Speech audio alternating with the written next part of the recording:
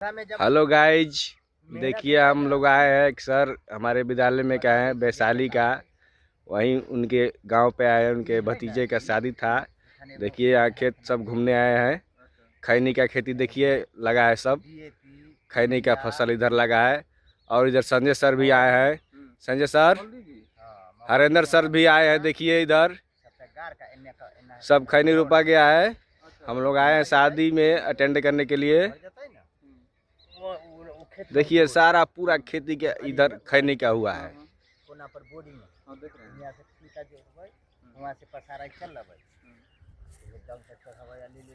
देखिए इधर भी सब खैनी का खेती है। इधर सब खैनी